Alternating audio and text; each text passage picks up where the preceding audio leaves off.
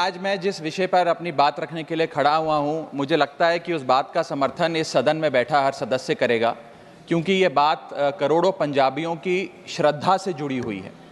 Sir, मैं बड़ा नसीब वाला हूं कि मुझे पंजाब सूबे की नुमाइंदगी करने का मौका इस सदन में मिला।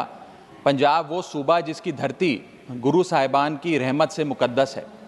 सर, 1947 में जब देश का बंटवारा हुआ, तब सिर्फ देश के ही दो हिस्से नहीं हुए, हमारे सूबे पंजाब के भी दो हिस्से हुए। एक पंजाब पाकिस्तान में रह गया, एक भारत में शामिल हुआ।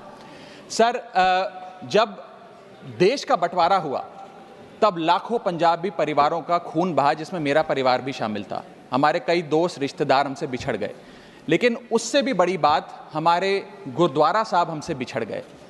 आज कई ऐसे गुरुद्वारा साहब हैं, जैसे कि श्री करतारपुर साहब, श्री पंजा साहब, श्री ननकाना साहब, जो पाकिस्तान में स्थित हैं। इनमें से एक बड़ी मुकद्दस जगह है जहां गुरु नानक देव जी का प्रकाश हुआ, श्री ननकाना साहब, जो लाहौर से लगभग 90 किलोमीटर की दूरी पर पड़ता है। सर, आज मैं इस सदन के सामने एक मांग लेकर आया हूं। संगत को श्री ननकाना साहब जी के दर्शन करने का, दर्शन दीदार का, खुले दर्शन करने का एक बहुत लंबे समय से मांग है, मन में एक भाव है। उस संदर्भ में 3 छोटी मांगे आज मैं आपके माध्यम से सरकार के सामने रखना चाहता हूं। पहली मांग, जैसे श्री करतारपुर साहब कॉरिडोर बनाकर संगत को दर्शन करने के मौका मिला, मत्था टेकने का एक इंतजाम हुआ, उसी प्रकार से श्री ननकाना साहब कॉरिडोर का भी काम होना चाहिए। दोनों मुल्कों की सरकारें मिलकर एक कॉरिडोर बनाएं, जिससे भारत से श्रद्धालु संगत श्री ननकाना साहब जी जा सके। मेरी दूसरी मांग, श्री ननकाना साहब जी जाने के लिए, दर्शन करने के लिए, खुले दर्शन करने के लिए कोई वीज़ा, पासपोर्ट, फीस या कोई कॉम्प्लिकेटेड फॉर्म की ज़रूरत ना पड़े, एक सरल सा प्रोसेस हो।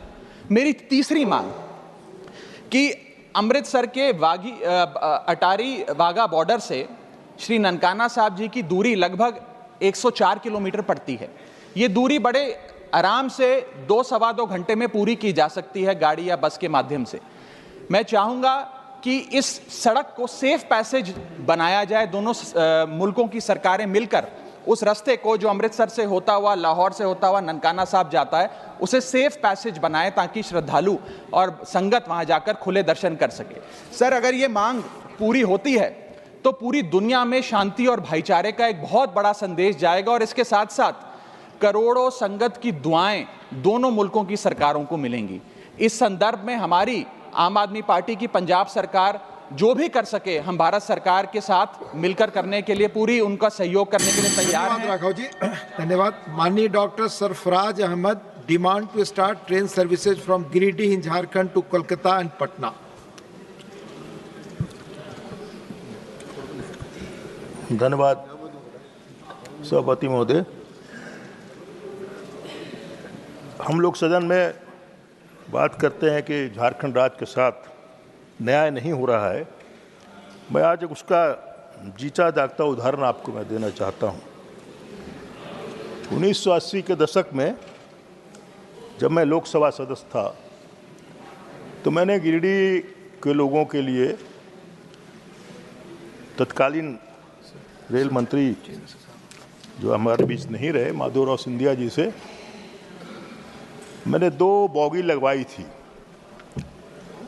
एक गिरिडीह से कलकत्ता के लिए, एक गिरिडीह से पटना के लिए, और बाद में आके एक 3 AC की भी बॉगी लगी थी।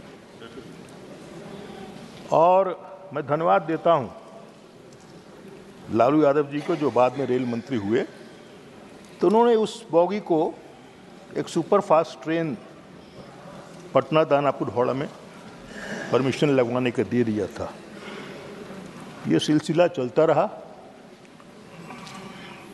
सर, सरकारें बदलती हैं तो लोगों की सुविधाएं बढ़नी चाहिए, ना कि घटनी चाहिए।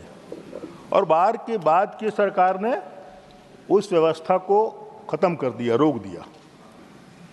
कलकत्ता व्यापार के लिए, पढ़ने लिखने के लिए हमारा एक सेंटर है, नज़दीक पड़ता है, और पटना हमारी राजधानी थी उस समय।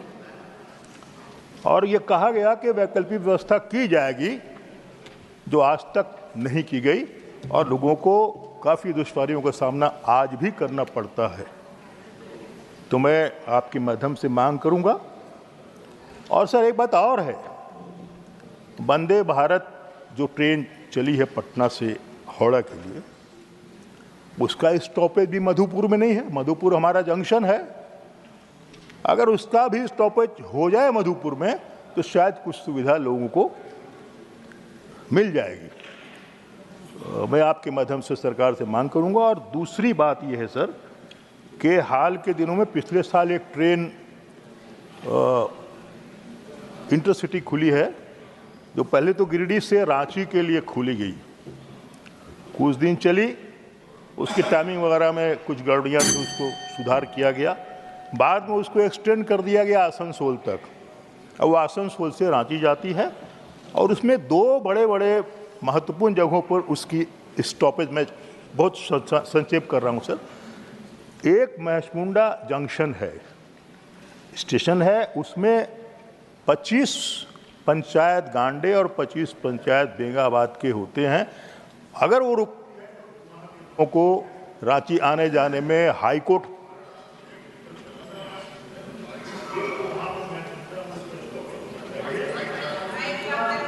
टाइम ओवर हो गया इसलिए है। It is because of the time, everyone knows it, you see. Sir the time is over sir.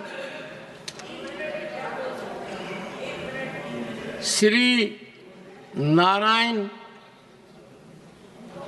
कोरागप्पा, demand for pension facility and health insurance benefit for handloom weavers. अध्यक्ष महोदय, honourable members, today is Handloom Day. अध्यक्ष महोदय, आपका बहुत बहुत आभार है। मेरे का बात करने में थोड़ा हिंदी में भी बात कर सकते हैं। आज ये 10वां हैंडलूम डे देश कोने कोने में अभी आज का दिन में कर रहा है। मैं एक बुनकर नाते सभी मेरे समाज का सबको एक अभिनंदन उसको आपका माध्यम से दे रहे हैं।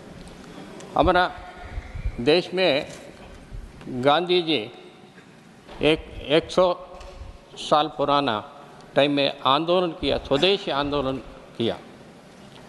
उस टाइम ब्रिटिश लोग को यूरोप से सभी फैब्रिक्स, कॉटन सभी इधर लाके डालता था। वो टाइम में गांधी जी सोचा किसान हमारे देश का एक अंग है, बुनकर भी देश का एक अंग है। उसके लिए उसको सपोर्ट करने के लिए गांधी जी ने वो बहुत आंदोलन में करके वो विदेशी कपड़े को जलाने का काम किया। वो लोग ब्रिटिश लोग विदेश से कपड़ा जाते हैं, इधर से सोना, वो सिल्वर सभी, वो डायमंड सभी उठा के इंग्लैंड लेके जाते हैं। उसमें एक हमारा अभी भी एक कोहिनूर डायमंड उधर भी लंदन क्वीन पैलेस में है। उसका अभी तक कोई भी उसका वैल्यू नहीं है, उसका कैरेट का वैल्यू है। अभी सभी बार का सभी देश लोग सोच रहे हैं उससे बड़ा बड़ा एक डायमंड भारत में है, उसको वैल्यू करने के नहीं होते। सभी देश लगते वही है हमारा नरेंद्र मोदी जी, वही प्राइम मिनिस्टर है। सभी कोई भी देश उसका वैल्यू करने का नहीं हुआ। अभी वो गांधी जी का सोच में 1905 में कलकत्ता पूर्व भवन में ये आंदोलन का पहला स्टेप स्टार्ट हुआ। ये बुनकर को सपोर्ट करने के लिए किया था। उससे सोच के हमारा प्रधानमंत्री 2015 में चेन्नई में हैंडलूम डे हमारा बुनकर समाज को दिया। आज 10वां बुनकर वो समाज के लिए 10वां हैंडलूम डे कर रहा है। ये हैंडलूम कर रहे तो अभी हैंडलूम का 4th रिपोर्ट टेक्सटाइल का बताते हैं 95-96 में 65 लाख हैंडलूम वर्कर्स था, अभी 35 लाख हैंडलूम वर्कर है। क्यों है 35 लाख? 50% कम हो गया। वो सोचना पड़ता है गवर्नमेंट उसको क्या प्रॉब्लम से 35% को आया और 10 साल के बाद वो 10% होएगा। सरकार से माने मेरे उसको 6 इयर्स के बाद में पेंशन दे के उसको health Shri Kesri Dev Singh Jhala, need for regulation of private detective agencies in India.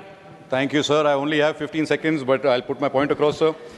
Sir, we have a serious need for regulation of private detective agencies in the country, sir.